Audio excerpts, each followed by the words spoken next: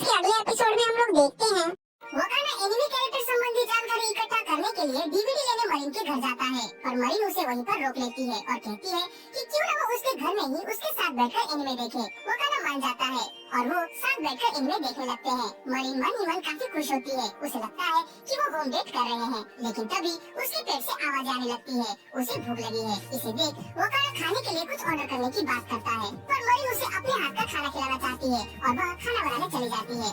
भले ही खाना उसके सोच मुताबिक नहीं बनता, पर फिर भी वकाना उससे खुशी खुशी खा लेता है। घर आकर वकाना ड्रेस की स्केचिंग बना लेता है और जूजू को कॉल कर उसे वह स्केच सेंड कर देता है। जब जूजू को यह पता चलता है कि मरीन का आउटफिट उसका फर्स्ट कॉस्प्ले प्रोजेक्ट था, तो वह यह जानकर चौंक जाती है।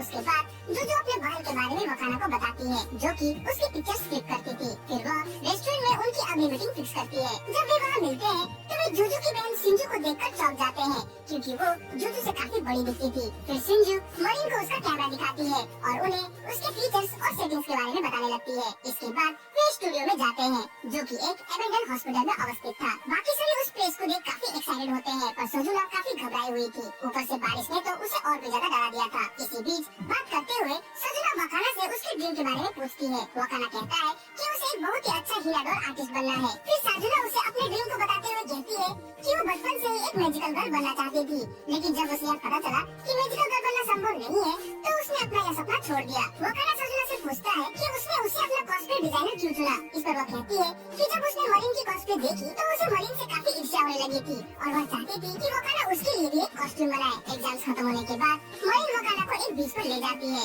जब वे वहाँ पहुँचते हैं तभी एक बहुत बड़ी सी हॉक मरीन के बर्गर को चुरा ले जाती है, जिसके कारण वो दूसरी बची बर्गर को शेयर करके खाते हैं। मरीन ओशन की तरफ जाने लगती है। वकाना भी उसके पीछे पीछे चला जाता है। उसे यहाँ आकर काफी अच्छा लगता है। वकाना मरीन को बताता है कि उसने अपना पूरा बचपन अपनी हॉबी हीराडोर को बनाने में ही लगा दी, जिसके कारण उसने कई सारी जगह आज तक नहीं देखी है। यह समुद्र भी उसने आज पहली बार देखा है। मरीन यह जानकर चौंक जाती है और उसे कहती है कि वह उसे इस समर वेकेशन में विभिन्न जगहों पर ले जाएगी। तभी अचानक मरीन को रियलाइज होता है कि कहीं उसने कुछ ज्यादा ही तो नहीं बोल दिया। वो काफी घबरा जाती है और वहाँ से भाग जाती है। इधर वकाना समुद्र की खूबसूरती का आनंद लेने लगता है, जिसे देख मरीन काफी भावुक हो जाती है और उसकी तस्वीर लेने लगती है।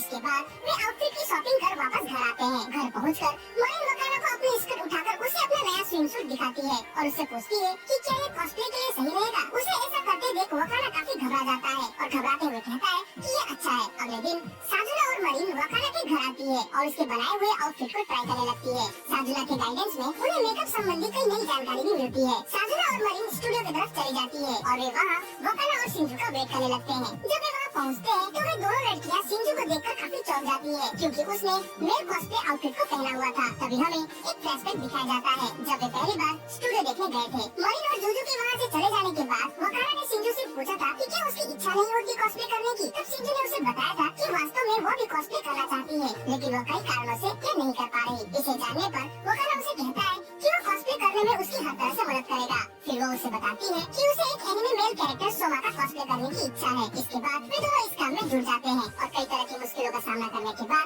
आखिरकार वकाना उसे सोमा बना ही देता है। वापस वर्तमान में आए तो सिंजू को ऐसे देख वे दोनों काफी खुश हो जाते हैं और कई सारी फोटोज भी खिंचवाते हैं। बाद में जूजू वकाना को सिंजू की हेल्प करने के लिए थैंक्स करती है, क्योंकि उसे तो यह पता भी नहीं था कि उसकी बहन को कॉस्प्ले करने की इतनी अधिक इच्छा थी। अपना फोटोशूट फिनिश करने के बाद घर में वे दोनों बहनें अपनी फोटोज देखने लगती है। जूजू सिंजू को कहती है कि उसे उसका कॉस्प्ले इतना अच्छा लगा कि उसे उससे जलन होने लगी है। फिर वे उन तस्वीरों को देख काफी खुश होते हैं, जिसमें वकाना भी उनके साथ था। इधर वकाना फोटोज देखते हुए मरीन से फोन में बात कर रहा होता है। जब मरीन को पता चलता है कि आउटफिट बनाते समय सिंजू वकाना के साथ उसके घर में थी, तो उसे काफी जलन होने लगती है। कुछ दिनों बाद मरीन वकाना को एक और कैरेक्टर विरोनिका की कॉस्प्ले करने की इच्छा जाहिर करती है, जो कि थोड़ी सावली कैरेक्टर है। तो गाइस मैं इसका नेक्स्ट एपिसोड कल अपलोड कर दूंगा।